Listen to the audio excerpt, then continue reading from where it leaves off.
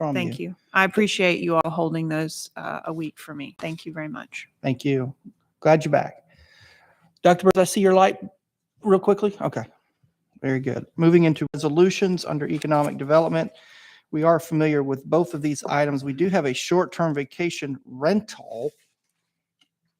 And you're probably wondering, how is that possible? And this, from what I understand, came in just prior to the moratorium that was placed by council. Is that correct, Mr. Anderson? Okay, very good. So we will hear that case. Under finance, take a look at that item. We've covered these items under IT, police, public works we heard in committee. I'm looking for any questions on any of these items. Madam Vice Chair. Under Public Works, item H, I do have if passed, I do have a proclamation as well as a presentation for the family members for the late patrolman Clarence Hamler. Madam Vice Chair, is that a presentation you'd like to make this evening? Yes, please. Okay. Madam Clerk, I know we have nothing listed under special presentation, but if there's no objection from council, I would like to add in a special presentation by Madam Vice Chair Dotley with a Thank you. proclamation. Thank you. Thank you.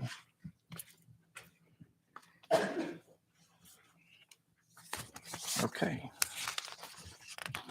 Appreciate you doing that. If there are no other questions on items this evening, let's take a look at our purchases for this evening. We do have 1, 2, 3, 4, 5, 6, I believe, and we do have 2 emergencies. If you have any questions, this was emailed to you earlier this week for your review and your opportunity to ask questions to staff. Councilwoman Hill, I see your light. Thank you, Chair. Yes, I did not have a chance to review these until today, and I am unfamiliar with the city's relationship with Irwin Marina. Can somebody just give me a brief synopsis of is that a city-owned marina? Why are we buying something, fuel dispenser system? I just need to understand it. I Googled it. I didn't find like Irwin Marine at cityofchattanooga.gov. Yes, Councilwoman. The Irwin Marina has an agreement with the city of Chattanooga to manage that area. Okay. The fuel dispensers and system will be placed on public property, but managed under that agreement with Irwin. Okay. So it's a publicly owned fuel dispenser on public property that's managed by a third party. Okay. Okay. And I can't And remember that agreement. I think that agreement expires in 2 or 3 years. It has a 5-year It's a 5-year agreement. review, if I remember correctly, because I placed it there. And that was, I think, Okay. last year or 2 years ago. Yeah, So so Okay. 3 more years. It's just one of the pieces of infrastructure within the 21st century waterfront, then, I guess. Yeah, particularly that area by where Irwin Marina is located. Right. They manage that area. Okay. The other question I had was related to the emergency purchases, just a point of understanding. So we had 2 payroll staff members accept other positions outside of the payroll department. Did they stay within the city? Yes. So They're is that not something that Ryan Ewalt would say, wait a second, this would create a $35,000 emergency situation for the city of Chattanooga, that by moving 2 people staff from one department to another department, we are costing ourselves a significant amount of money. So Ryan and I did discuss it Oh, you extensively. did? Okay, excellent. Yes. And there are promotional opportunities for these employees, which we don't want to prohibit. Also, it's not necessarily an additional cost because we're not paying payroll for these employees or the benefits that are related. So typically what would happen is we would just utilize our current temporary staffing contract until we can hire employees. Mm-hmm. The current temp agency is not able to place anyone with payroll experience or any sort of financial experience. So we made the decision to go to Robert Half, which specializes in these things, to get candidates. And we have 2 very good temp employees currently who have both applied for the open positions, which is Okay. exactly what we would like. But it doesn't cost us additional money because we are saving on the payroll and benefits of the employees that left. Okay. So it was thought through and deemed worth it. So thank you very much for that explanation. I appreciate it. You're welcome. Brent, thank you, Councilwoman. Question on the Irwin, this can get with me offline on this. We're not responsible for, or they're not responsible for any capital improvements to the marina, correct? I don't believe so. I don't believe so either, but if you take a look at that and just I can circle back verify. with me. Thank you.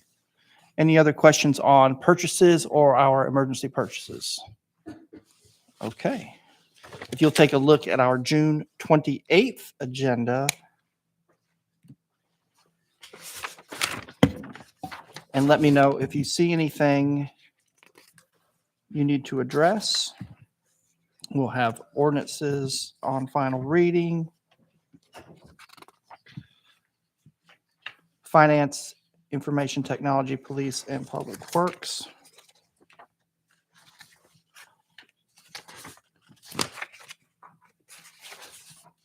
Okay.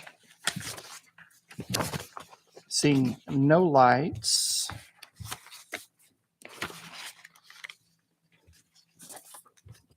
Take a look at your future considerations, if you would, council, and hit your light if you have any specific concerns. I did want to, Mr. Goldberg, I know you sat back down, but can you address for us in a little more detail on finance item A, please, as we discussed this morning, to clarify what this actually does, because I do see members of the media in the audience, and I want to make sure they do not misunderstand what this is doing and what it is not doing. Yes, Mr. Chairman. So this does not affect in any way the current senior relief programs that we have in place for property taxes. It also does not impact the relief program that we have in place for stormwater fees through United Way. What it does do is it removes some language from city code that's in conflict with what's allowed by the state of Tennessee. Tennessee law does not allow us to waive stormwater fees, and there's some confusion among taxpayers when they come in, especially for ones that have relief through the relief program. They also want that same thing applied not only to their property taxes but their stormwater fees, which we're not allowed to do. So that's when we would then refer them to the program at United Way, which we appropriate money to. They administer the program for us, and they send the money back to the city of Chattanooga to pay those fees for people who qualify. Right. So this is really just to clean up the language in the city code and make it clear for taxpayers that stormwater fees do not apply. Okay. And I want to make sure that was clarified because it could be misinterpreted, but this is, as we have heard in the past, state law does not allow us to actually waive that fee. And I want to make sure that we are very clear on the senior tax freeze and what United Way is doing for us to make sure that is not affected. Correct. Yes. None of that is affected, and all the state-driven senior relief programs will still be in effect for property taxes as well. So this is a cleanup of language to bring us into compliance. Yes, sir. Okay, thank you. Appreciate that. Any other comments? I do have Councilwoman Hill followed by Dr. Burse. I'm interested in the item B under economic development. So if there's any other questions about the finance piece, I can defer. Do you want me to go ahead? Yeah, please. Okay. I would like some more information about the revision to the duties of the Public Art Commission and the financing of public arts projects, please. Looks like that's will be on the agenda July 5th, but we're not having a meeting then. We'll get to that conversation in just a moment. Oh, okay. But we can talk about the art right now, or I just need info. Yeah. Would you like that offline? That would be fine if none of my colleagues are interested. I just want to know what we're changing.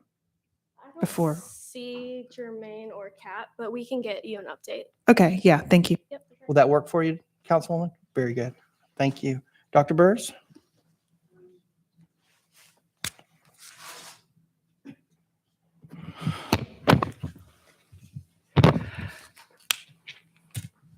Brett. Couple of things. When are we going to have the education on the $75,000 bifurcation? Approval? For purchases, Yeah. We're requesting the $50,000 threshold. I sent a memo to council this afternoon, probably around Okay, I haven't 2:45 seen today. that. $50,000 threshold? Yes. Okay, so anything, anything above $50,000 needs approval, but below does not. Correct. So we are recommending and requesting that council adopt what the state's allowing, which the governor just signed the bill in May, that allows the threshold to increase from 25,000 to 50,000. Those two thresholds have always been the same. Council's changed those thresholds 3 times since 1990, which I detailed in the memo. If they're not the same, we would have to change all of our internal processes related to procurement Mhm. in order to maintain compliance. So a couple of things that I include in the memo as alternate courses of action if council doesn't want to just move to 50,000 outright is to move to 50,000 but require annual approval of that amount, or you could decrease it. And you can do that at any time, obviously, but this would just build in annual renewal for the oversight, or for council to choose amount between 25,000 and 50,000 that you may deem more appropriate. But again, we are recommending the 50,000. I think in today's economic environment, it's a fair and appropriate amount. It would remove barriers for entry for small and minority businesses for procurements between 25 and 50,000. And we reviewed all procurements or all purchase orders over $25,000 for the past year from July 1st, 2021 through June 15th, 2022. And is approximately $83 million worth of procurements. 92% of those were over $50,000. So I think that further illustrates the fact that we're in an environment where things just cost more than they used to. We're also seeing items cross that $25,000 threshold for the first time ever. So we're having to spend more money to procure the same goods and services that we procured 6 months ago or a year ago, because they're now going over 25,000, and we have costs related to the labor that's involved with sealed bid process, advertising cost, the fact that it creates additional workflow through all levels of government.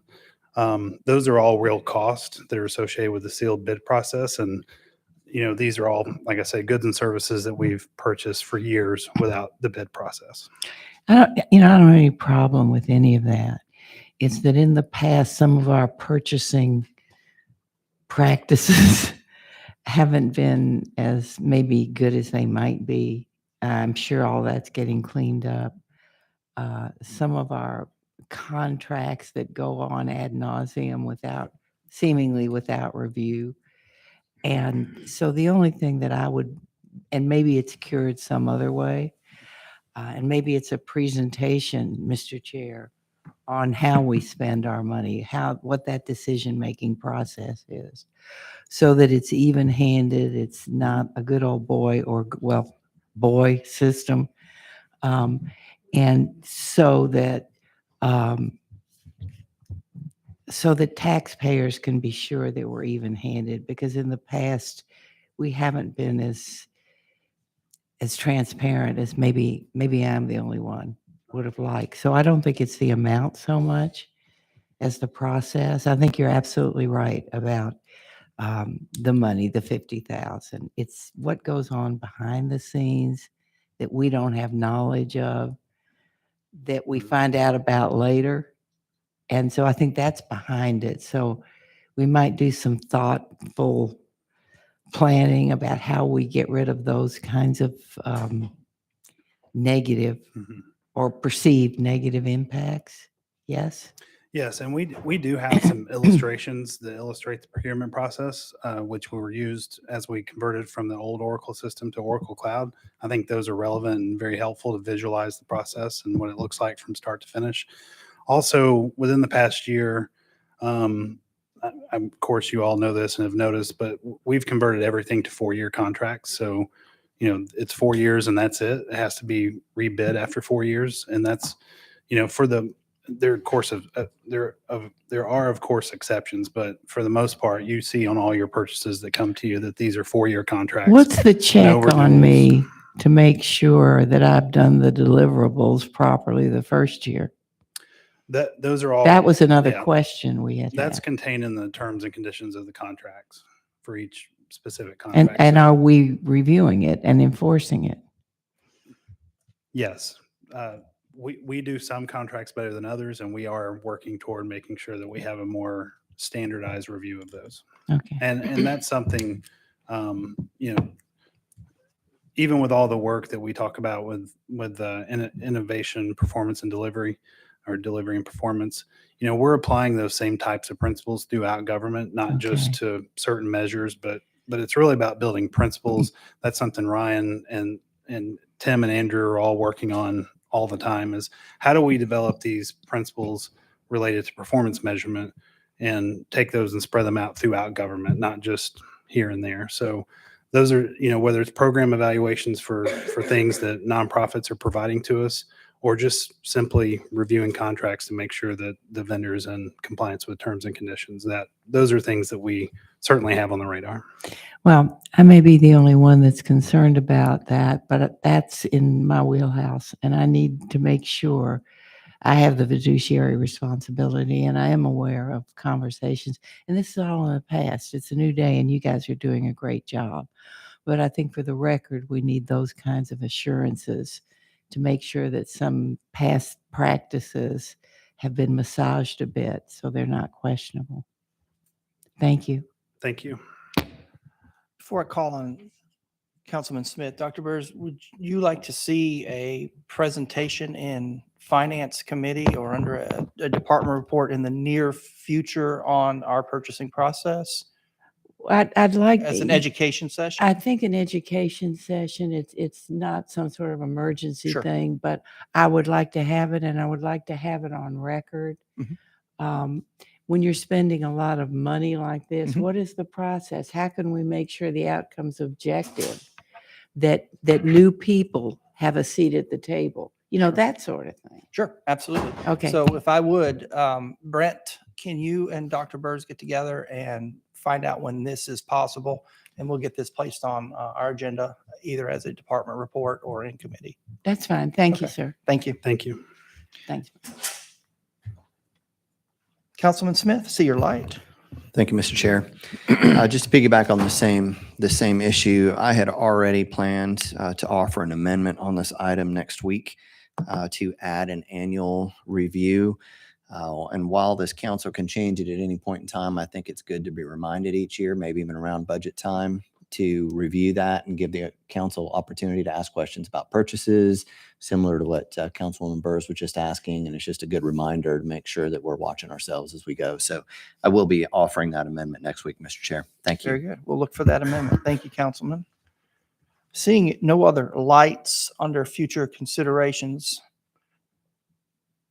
I see no department reports. I do not see any committees reports, but I do see a light from Madam Vice Chair Dolly. Yes, I did want to address July 5th, which is on a Tuesday, which is the day after July 4th. And for consideration of the council to not meet that day. Instead, I know July 5th is usually our planning and zoning day. So moving planning and zoning up to June 28th, which will keep us on track for first readings July 12th. So just wanted to bring that to the council's attention, see if we will be interested in adjusting that schedule so that we all can celebrate the holiday. Very good. Mhm. Does anyone have any objections? Madam Chair of Planning and Zoning, will you be okay for the 28th for Planning and Zoning Committee? Mr. Reuter, Ms. Rennick, nods. Very good. So without objection, we will cancel our July 5th meeting. We will move Planning and Zoning to the 28th for committee, and we will still be able to maintain first reads on July 12th. Councilman Smith? Thank you, Mr. Chair. I just wanted to thank Vice Chair Dotley for offering the council to have my birthday off to celebrate the holiday. Thank you very much. Yeah, that's July y'all wanna bring 50th. I mean, presents the I'm week so before, that's sorry. fine. So sorry, Councilman. I didn't mean to Yeah. say July 50th. July Yeah, 5th. 5th. Yes, Sorry. thank you. Thank you That's- so that much. I totally- appreciate that. That totally slipped out there. I apologize, sir. Whew. I'll pay for that later. Okay. Oh, very good. Thank you. We do have an attorney-client meeting today. Does anybody else have anything else for our agenda session this afternoon before we adjourn into attorney-client? We'll meet in the conference room. All right, then we stand to adjourn till 6 o'clock.